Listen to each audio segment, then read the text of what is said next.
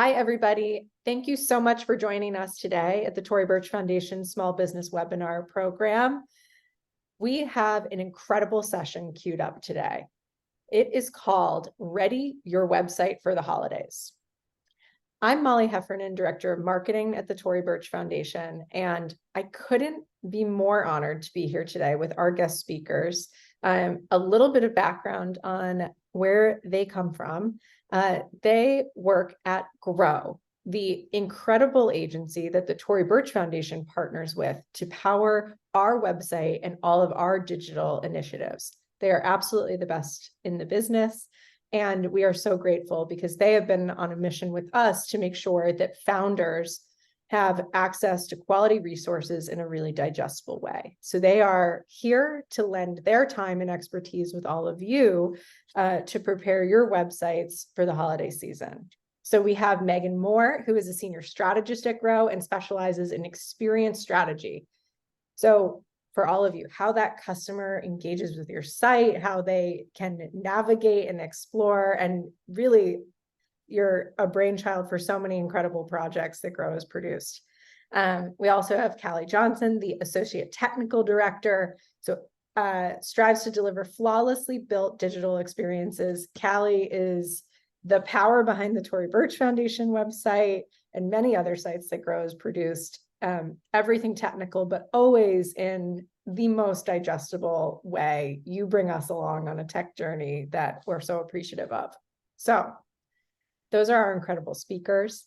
And after their presentation today, we are going to have plenty of time for Q&A. So please, with all of your questions, put them in the Q&A box. That chat, as you saw, it moves quick. There are so many of you on, but the Q&A box is where we will be able to see your questions come through and be able to get to as many as we can today. Make sure to use the chat for all the fun. Grow's going to have a lot of interactive things for us to do today. So get ready. Today's session will be recorded and you can watch your inboxes for a replay link afterwards so you can go back and listen to all of the great nuggets of advice. So with that, Callie and Megan, I'm going to pop off screen and hand it over to you. Great. Hi.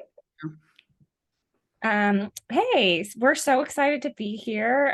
Awesome to be surrounded by so many incredible women. So honored to be here today. We're going to dig into 4 things that are meant to help you with your holiday website. But first, we want to do a little bit of intros. We're going to talk a bit about ourselves, and then we want to learn a little bit about you. So as Molly said, I'm Callie Rupert Johnson. I'm Associate Technology Director at Grow, and I focus on making sure sites work, but also being purposeful and innovative with technology. Hi, everybody. My name is Megan. Like Molly mentioned, I'm a senior strategist here at Grow. My swim lane is sort of experience strategy, so websites and platform work. But I do, at Grow, we do more than websites. So I do get to stretch a little bit, which is great. So I'm going to share a little bit about Grow before we hop in, and Callie's going to ask some questions so we can get to know a little bit about you. And then we'll jump into the content for today. So a little bit about us.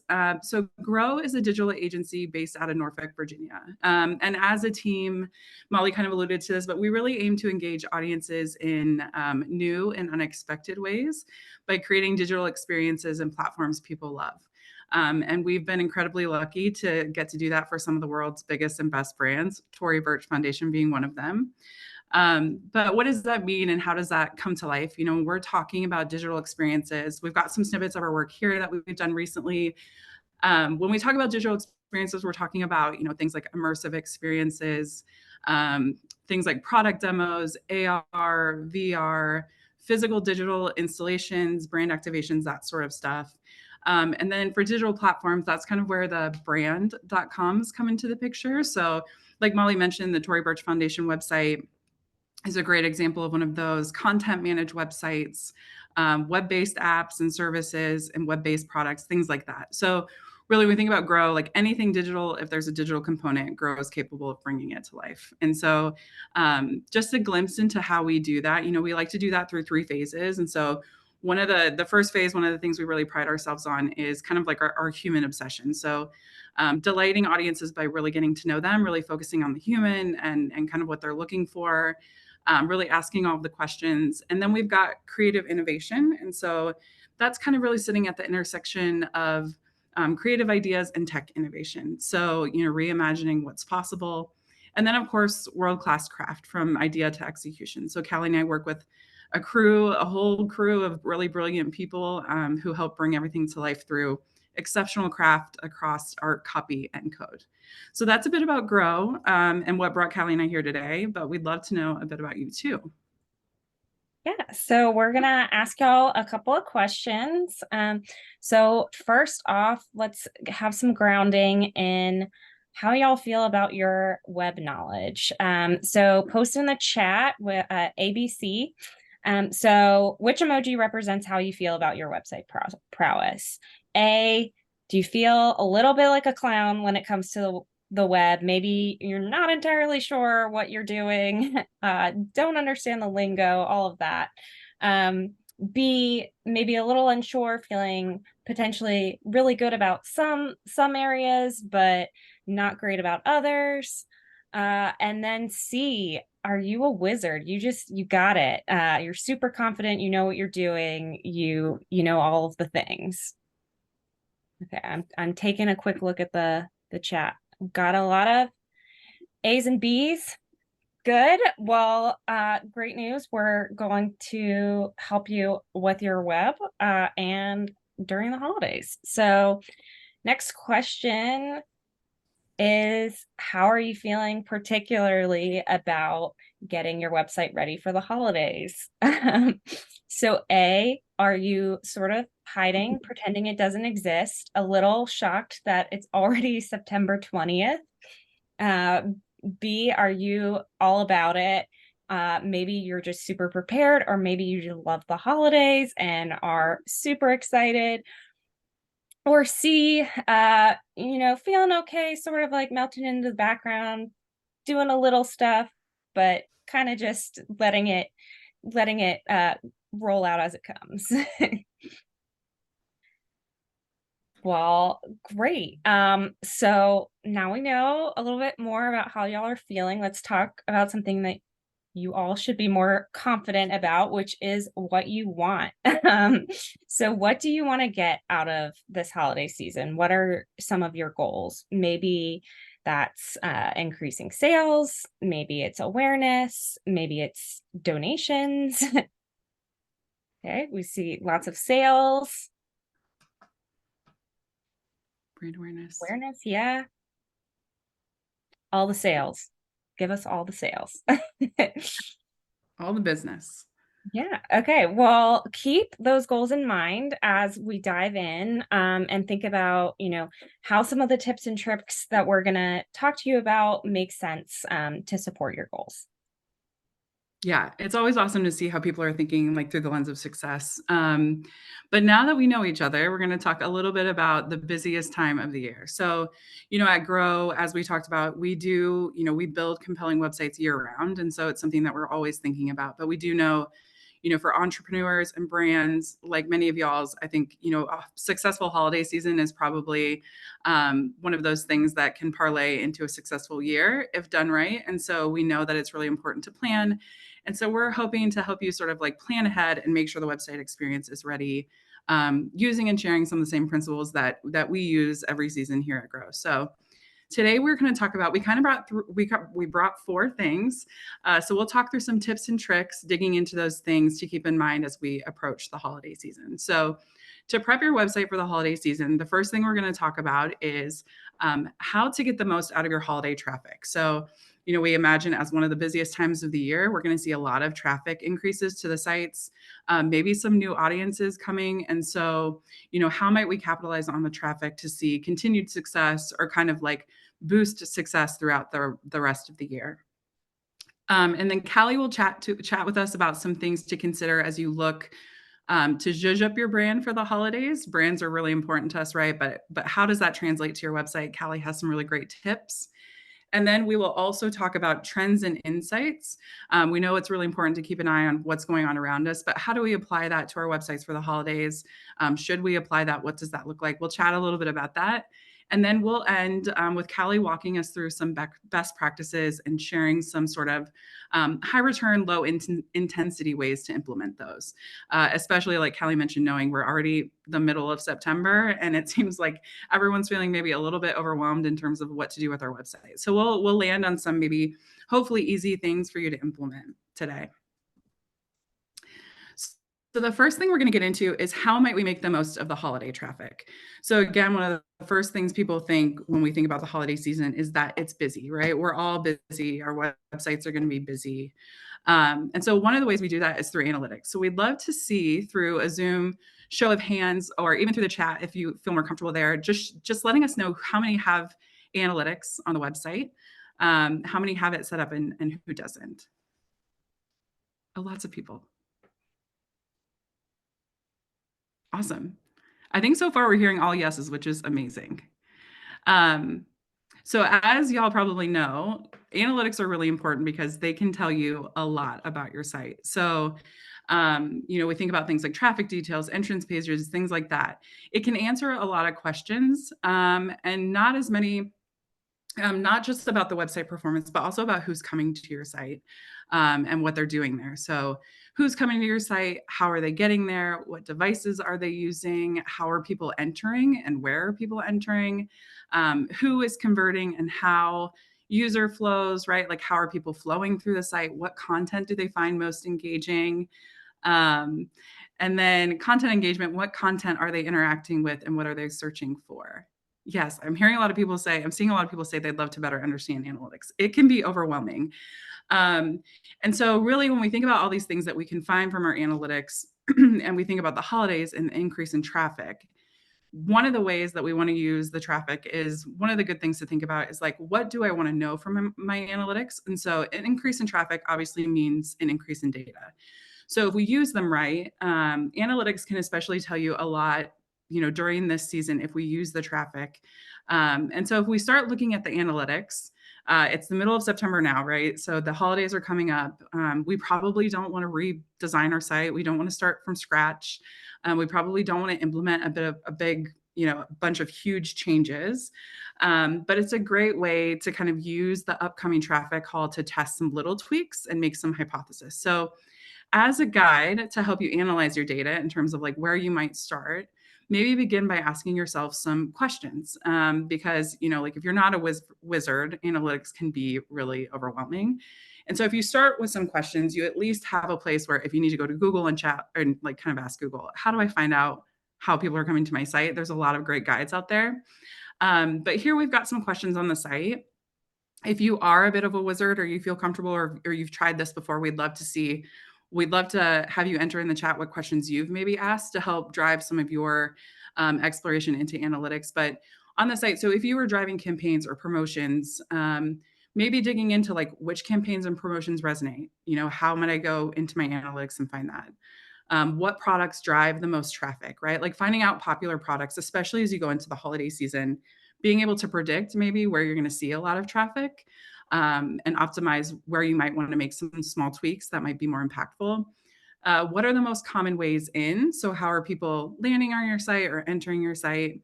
So those are just some questions. So maybe just start by asking yourself some questions to help guide your exploration into analytics. And then from there, we would recommend developing some hypothesis to test. And so we've got an example on the screen of what that might look like. So maybe you dig into your analytics and you're seeing that people are coming in and adding products to the cart, but they're not completing purchases. And so you're seeing quite a bit of drop off kind of in your purchase flow. So you could create a bunch of different guesses, right? Or assumptions, make a bunch of assumptions here. The one that we're running with for this example is, well, if I simplify the steps on my purchase flow, we'll see a 2 times increase in sales.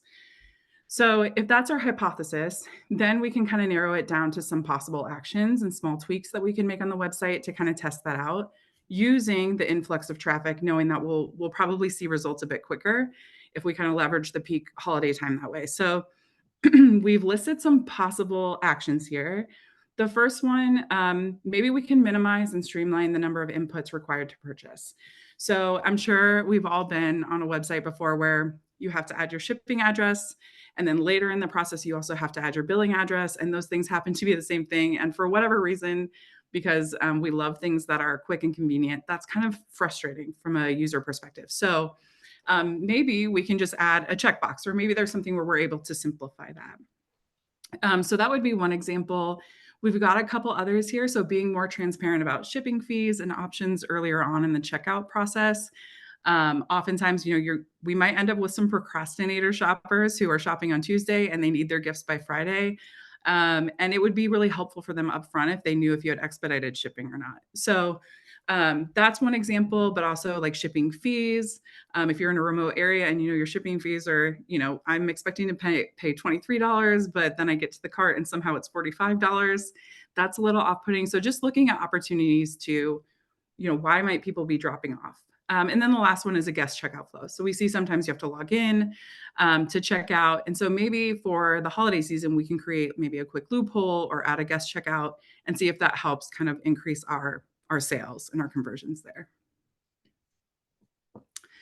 And then the next bit, it seemed like everyone had analytics, but if you don't have them, to be able to track the successes, we like to say measure your successes. And so if you don't have those set up, but set them up so that you can track them, so that after the holiday season, we can kind of see where our hypothesis is proving out.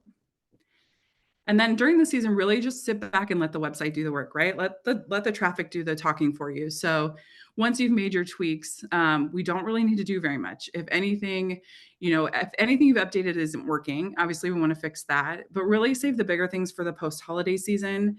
And then be patient. It might take some time, even with the traffic influx, to really get a story out of the data. So be patient with it, but really sit back and let the data do the talking.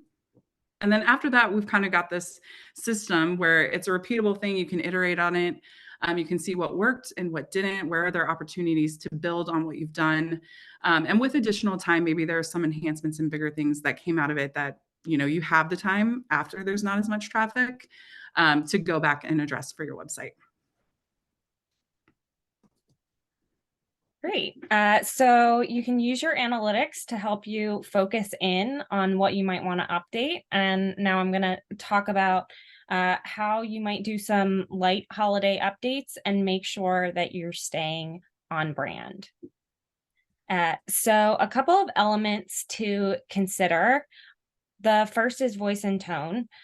So are you more formal or casual? Maybe you're more funny versus serious. Maybe puns are in your repertoire. Are you maybe a little bit more enthusiastic with your language or very kind of straightforward?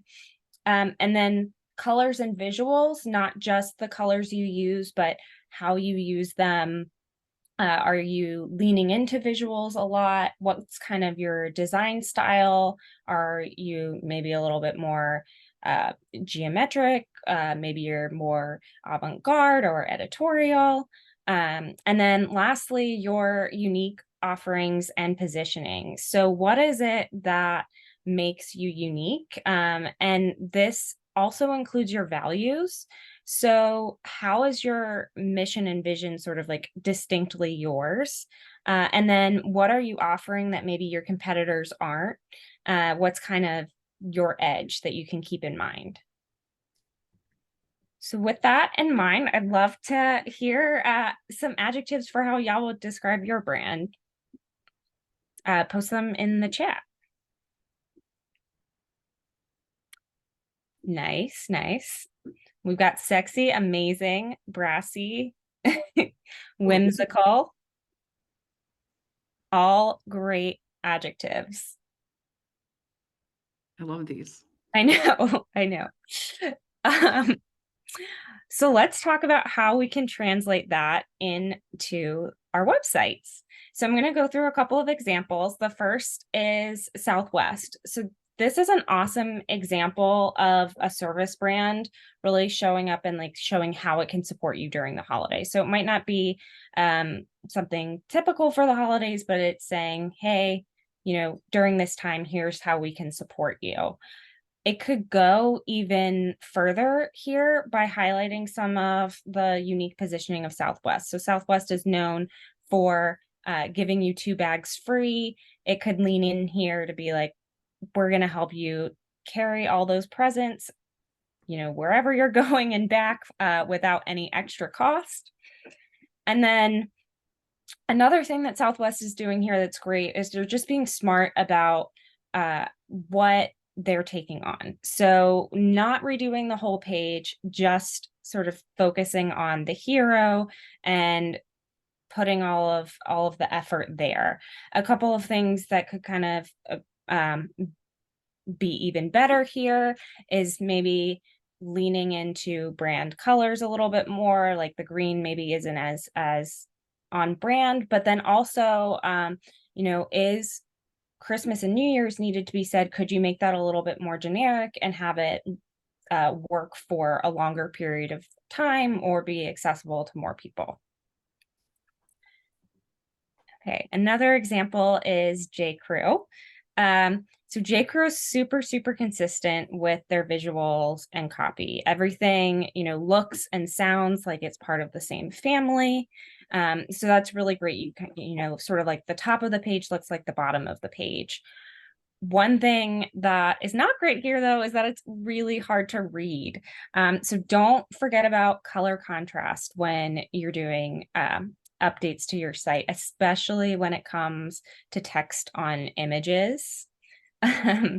That's definitely an easy failure point. And then the other thing, like Southwest, J. Crew is being smart about reducing the workload. So reusing some content that maybe isn't holiday content and putting a bit of a holiday spin on it. So the little picture with the sweaters that can be a large portion of the year, doesn't have to be holiday specific, but just adding the description, fact, sweaters make great gifts, sort of puts it more into the holiday theme. So how can you learn from these examples? First, you want to sort of like ask yourself some questions as you're working on updates. So would I write this way if it wasn't the holidays? I know it can be really tempting to maybe get too far into the holiday spirit, but think about, how you typically talk and make sure it matches. Do the colors I'm using fit in with my brand colors? Do my holiday callouts match the look and feel of my non-holiday callouts? So that's where, does the top of the page match the bottom of the page? Does everything sort of work together? Am I forgetting to infuse my unique positioning? So think about how your brand can show up for the holidays, even if it's maybe a little bit more niche or not obvious. What is it that you're doing that you can help people enjoy the holidays better? So like, for example, the holidays are also a time where people get sick often or overindulge. So maybe if you're in the health and wellness industry, how can you think about making those holidays more enjoyable, how you're allowing people to enjoy but not enjoy too far and stay healthy. And then lastly, is there something that I'm offering that my competitors aren't? So again, thinking about, what your products and services are, but then even just like little perks. Maybe you have some customization options. Maybe you have flexible payment options.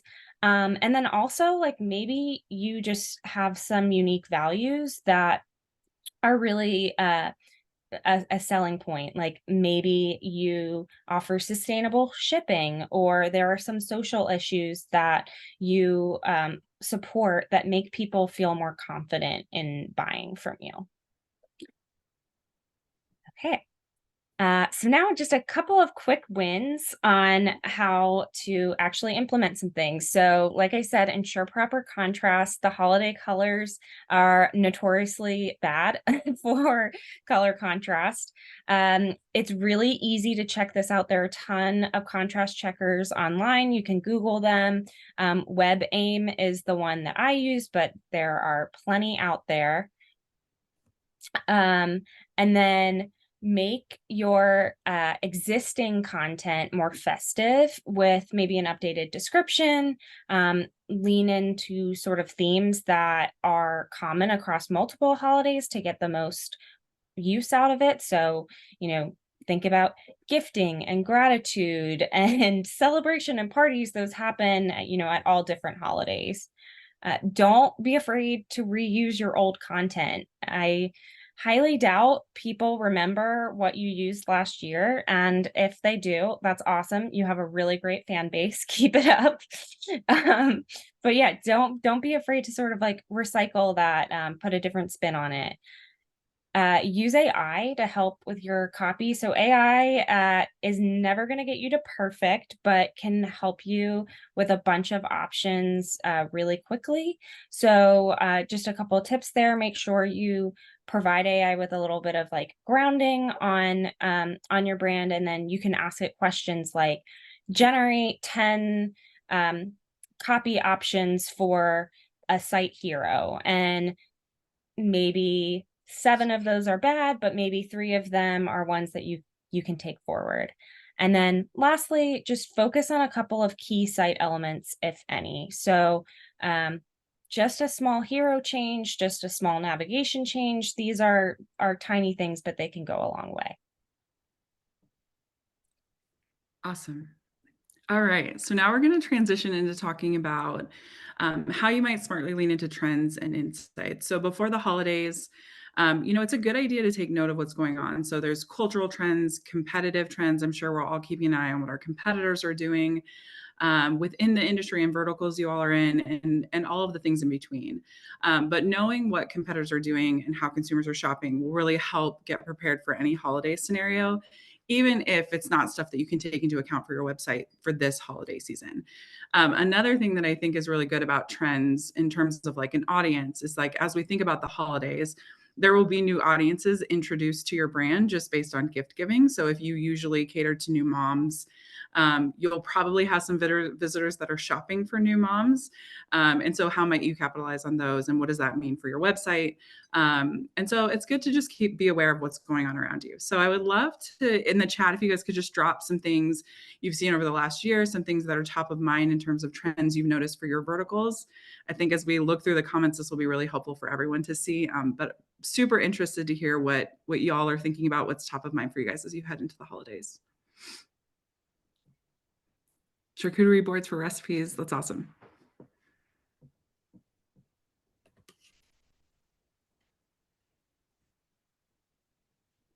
I'm going to let you guys mull on it.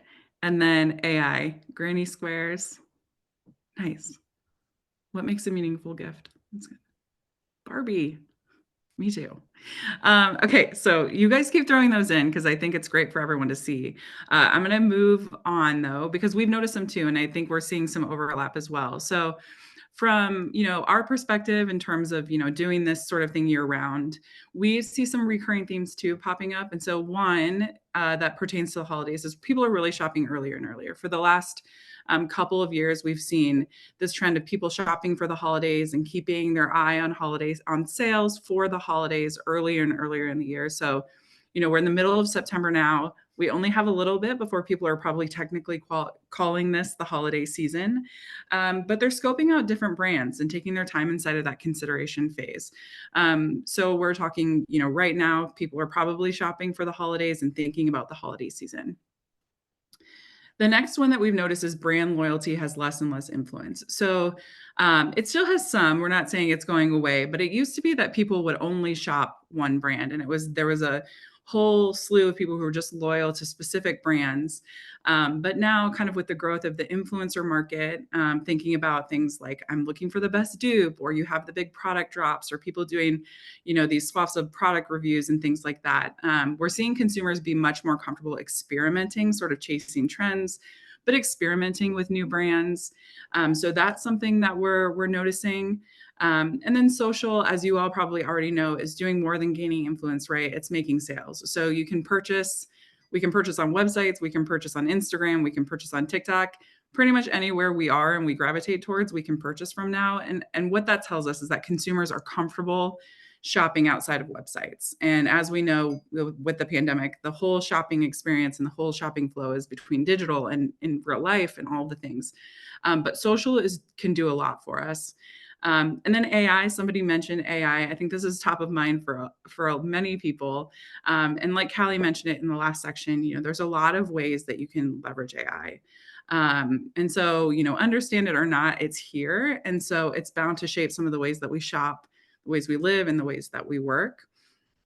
And then Callie kind of touched on this too, but sustainability and social issues gaining influence. So we've seen this growing trend, over the course of the pandemic and beyond, of people shopping with both their heads and their hearts, maybe more obviously than they had been previously.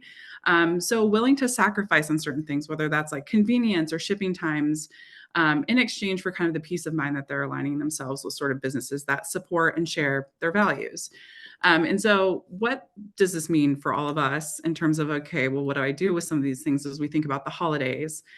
It could come to life in many ways, right? Like if we thought about all the trends that we called out on the last slide, there's so many ways that these things could come to life. It really depends on your brand and what you can implement before the holidays even hit. But for example, leveraging social to grow brand awareness is a great opportunity. Obviously, everyone gravitates towards social, but coupling that with promotions to drive website traffic. There was an early question we got in terms of, cost-effective ways to drive new customers to the site during the holiday season. And so maybe leveraging social if you want to do product giveaways or thinking about ways that you might create super shareable content on social that doesn't require a large amount of ad spend. Maybe leveraging it in that way would be smart. Finding creative ways to gather and showcase social proof on the website. So as we think about influence, and we're all going to reviews and what's popular, thinking about ways that you might already leverage some of the reviews and the great press that you're getting through the website. And then implementing AI, there's chat bots, there's recommendations, there's suggested products based on what you have in your cart, things like that. And then values and your mission. So if your mission, like Callie said, closely aligns to what is really valuable to your consumers, whether that's sustainability or social issues, maybe finding a nice, easy implementation might be like adding some of that to the homepage, adding a little bit of messaging to the homepage, adding some, sustainability impacts to your product pages and things like that. But ultimately, it really depends on it comes down to your priorities. And we'd like to say, like, some of these are really large topics. And so, be practical and authentic in the things you choose to action for the holiday season, especially, we'll say it time and time again, knowing it's already mid-September. Some of these things probably feel really, really big. So before you go maybe all crazy on the website, just ask yourself, what can you reasonably and effectively tackle, if anything, to be effective for the holiday season? It's a tried and true statement, but quality over quantity is a winner here too. Which website updates seem like they'd be most impactful? So the way you measure that will be different for each of you, but maybe thinking about like if it's impactful to me as a business, but also my consumer, finding ways to like measure that metric for you personally. And then do you have the resources or process in place to maintain and test any new features for the holiday season? We're humans, we have to sleep, but our websites don't. And so we're going to be getting traffic all hours of the day. So we want to be sure that we have the processes in place to make sure that if something does go wrong with the website, right, like with something that we implement, that we're there to kind of like be able to manage it. So trends and insights overall are great drivers, but be practical in what you action. And if nothing, that's okay. I think Callie said that too. If nothing, it's okay. It's always good to like keep these things in mind. But Callie has some best practices that she's going to speak to that may lead us to some quick wins if these feel a little overwhelming. Yeah. So gonna go a little broad for a moment and talk a bit about the elements of successful websites that will help you regardless of the time of year. So these are things that help increase conversions, engagement, user confidence, and brand credibility. So the first thing I want to talk about is navigation. So navigation is kind of like the invitation to your site. So you really want it to be welcoming. You don't want to overwhelm. You also want to remember that you have the whole rest of your site to add content. So don't stuff it all in the nav. you want people to sort of understand where they are, who you are, what is possible there. And then, making sure that you're just like, you're setting up some expectations. So reflecting sort of like how you're going to meet user needs and sort of what your priorities are. So a couple of these examples here. The first one is great. It's a service. It's a spa site. And so rather than having a ton of stuff in a navigation, it's really focusing on booking, putting that clear, and then putting everything else in the hamburger nav, even on desktop.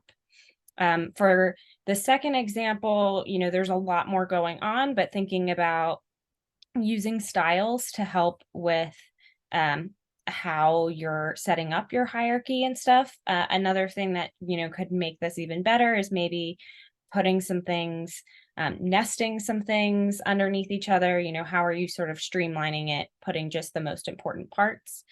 And then lastly, with Madewell, again, a little bit more there, but being super clean and being really smart about the order. So focusing on new items, and then jeans, which are sort of one of Madewell's well-known items.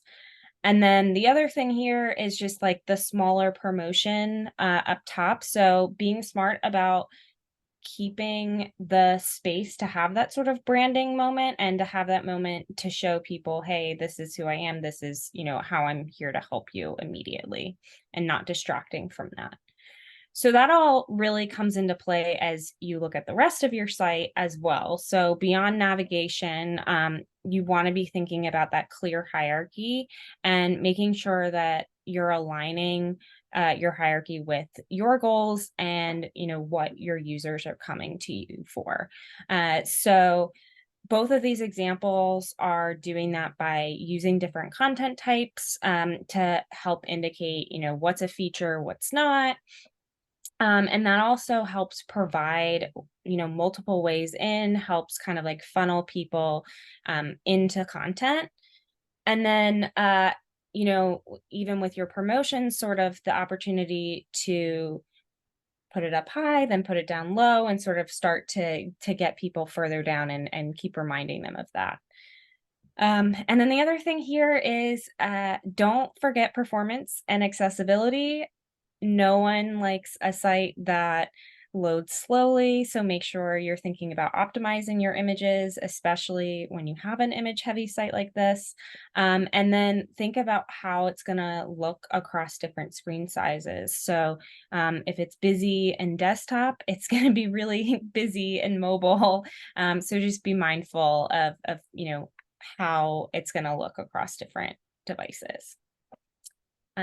So everything that your site does is kind of towards getting people to convert. So regardless of what that means for you, whether that's purchase, whether that's donations, whether that's contact, whether that's just sharing.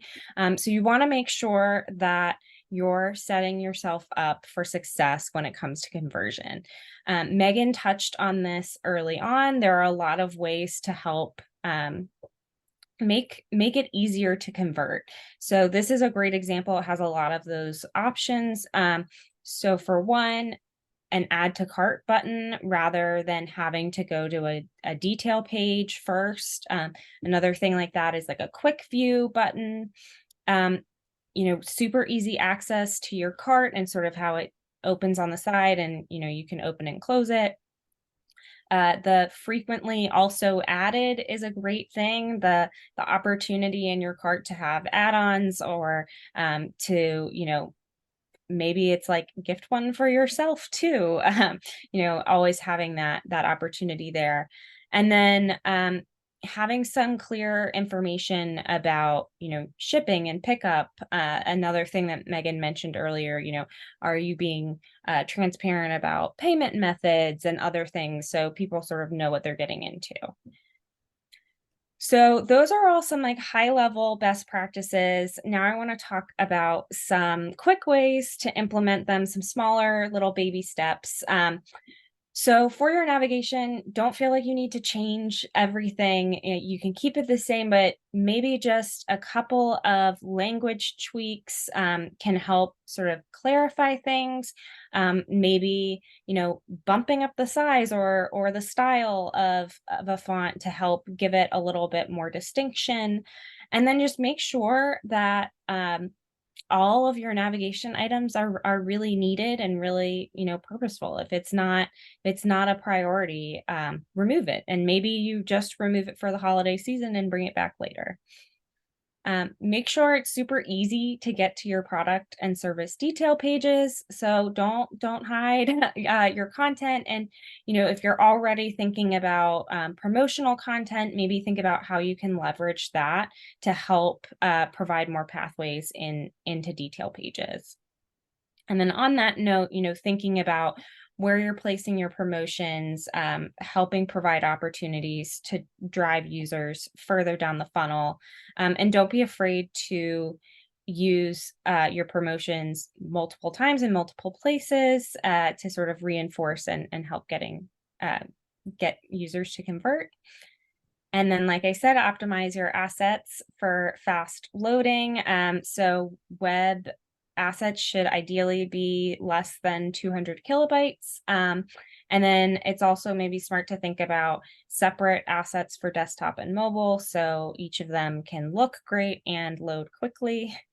And then lastly, just removing any unnecessary clicks to get to conversion. So make sure that all of your clicks have a purpose. All of them, are really needed. And if they're not, and it's easy enough to remove it, go ahead and hit delete. And then, are you ready for the holidays now? Yes. So Callie and I, as a recap, we kind of wanted to show this in a 12-month calendar sort of layout. So obviously we're sitting in September now. So, right, the things that we're talking about today are prepping for the website. So, analyzing your analytics and data, generating some hypothesis, some of the things we talked about. If you don't have analytics, maybe determine some other ways, at least right now for this holiday season, that you could maybe gauge some audience needs or create some hypothesis without the analytics. And then determine how you want to show up as a brand. So Callie gave us some great tips in terms of like what that looks like and some things that you could possibly action. Analyze what's going on around you, but be really practical and authentic in what you choose to implement, at least for this holiday season. And feel free not to do anything quite yet if you're not sure. And then creating a plan of action. So as we look at, as we start to look toward the actual holiday season, this is where we're kind of sitting tight. We're letting the traffic and the data do the talking for us, but monitoring behavior and making tweaks where you start to see both positive and negative trends. And then monitoring performance, to make sure that any necessary adjustments that may be impacting the website experience. So thinking about critical obstacles, things that are broken, we want to address those, but otherwise just be patient and let the data and some of those hypotheses kind of prove out. And then through the rest of the year, as we think about, one of the trends we noted was that people are shopping a little bit earlier, but learning and iterating and adjusting some of this. So sitting with the data, post holiday season, really looking at what worked and what didn't, comparing your year-over-year holiday data to identify new trends and behaviors, and then beginning to generate or at least build onto that existing sort of like off-season action plan or wish list. So this would be a good time if you have larger changes that you're noticing, things that you want to, that might take some more time, that you're not really ready to throw into like a peak traffic season. This is where we're sort of learning and adjusting and doing some of those things. All right. So we've got go ahead, Callie, if you want to take Oh, no, you go ahead. Okay. So we've got our key takeaways here, and this is just going to recap kind of what we talked about. So using your old data to help you prioritize and focus your energy for this holiday season. That's one of the best ways you can use the data really is like if people are coming in certain spots, optimizing traffic and learning that way. Taking advantage of the traffic, right? Developing your hypothesis, making those small tweaks and learning from them later. Holiday branding, it doesn't have to be stressful.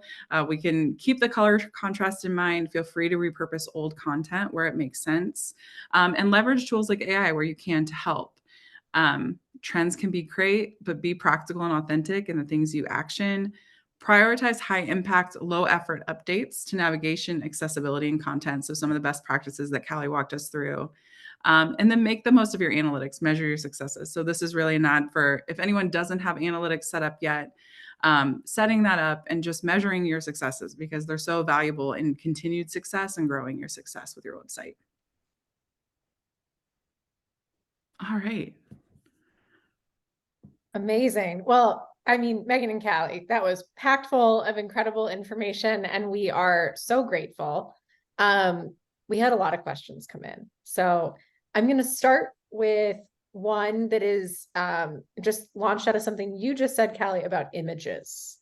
Are there specific tools or things that people can be using to, when you say optimize their images and make sure their sites can load quickly, what do you mean? Can you break that down just a little bit more?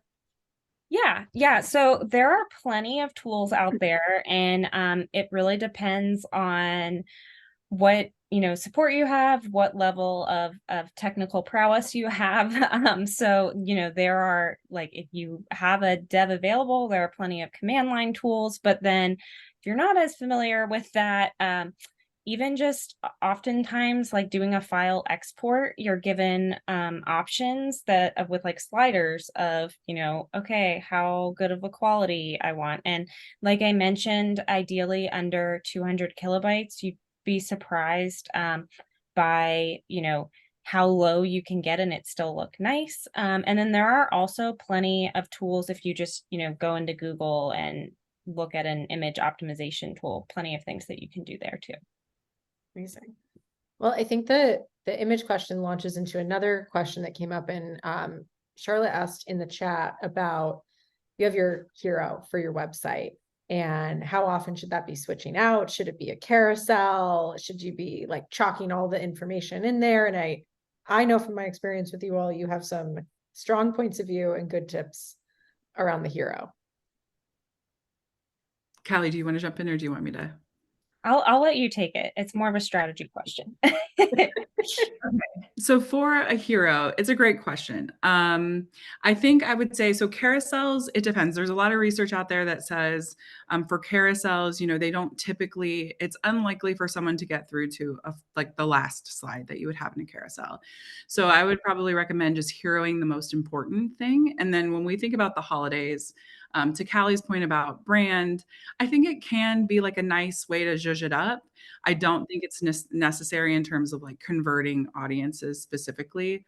In terms of like throughout the year and how often you should update it, I think that's a great question. Sometimes it can be subjective. I would just say if it starts to feel stale as you look at like your competitors or you look at what other people are doing, trends and things like that, that might be a really nice way to just update it to be a little bit more modern.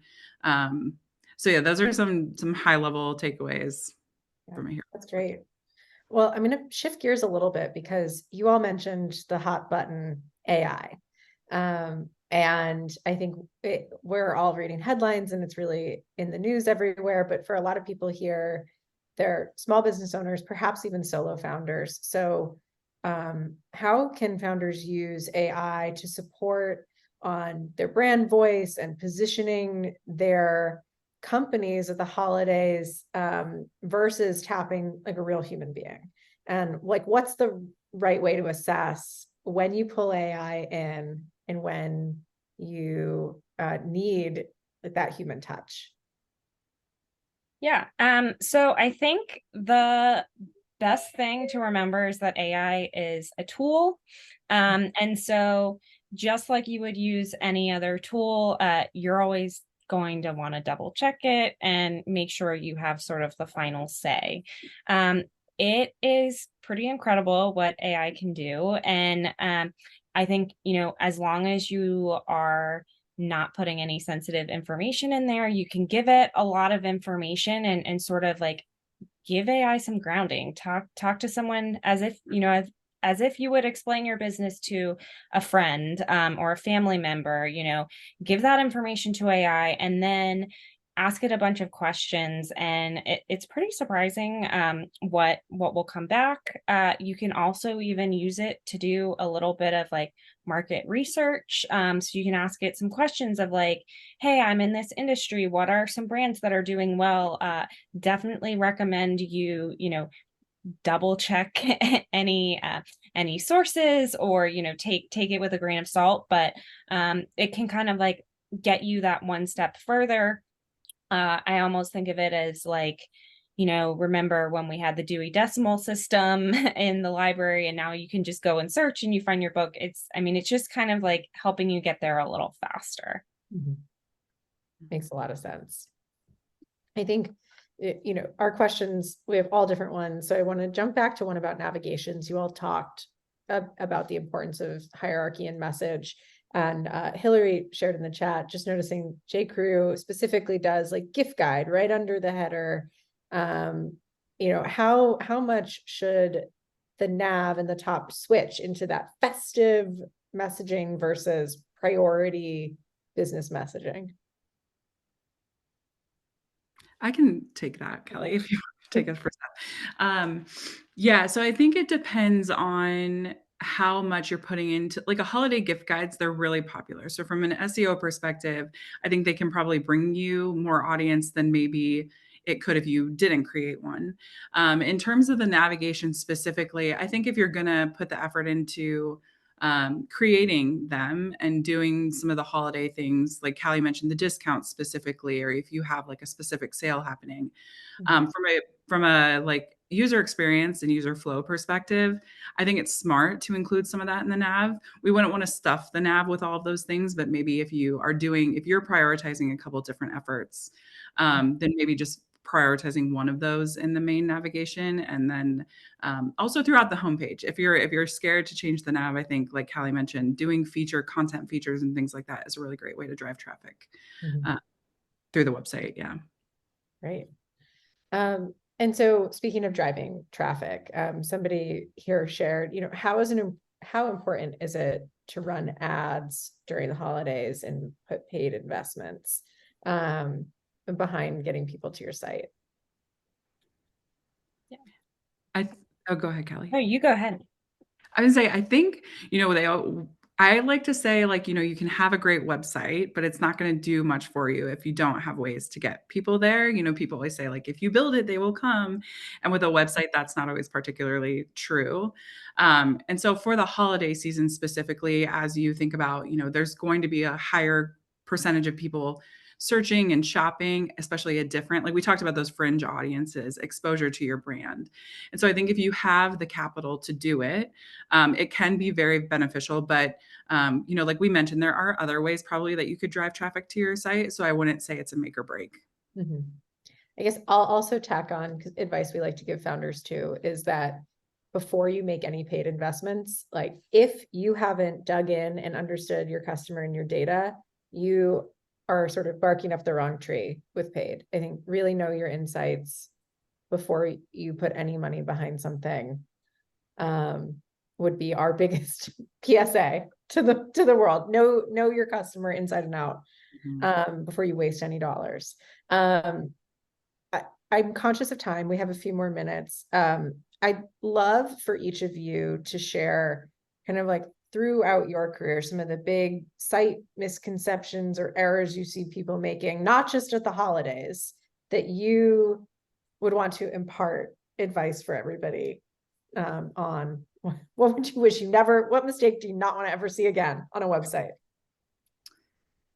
I'll go first. So as a strategist, I feel like one thing that we see a lot, and I think it's easy to do for brands and businesses, is that you have a website that reflects your internal structure, your internal business, and happenings more than it reflects your audiences. Molly, to your point about knowing your audience and knowing what they need, I think oftentimes, especially when you have like layers of approval and things, we see people structure their website in a way that pleases internal teams and ourselves versus like our audiences. And so for me, I think that's the one thing that I see most commonly.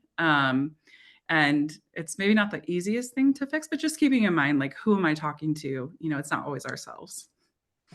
Getting advice from outside voices typically helps you get out of your own box, as you all have done for us.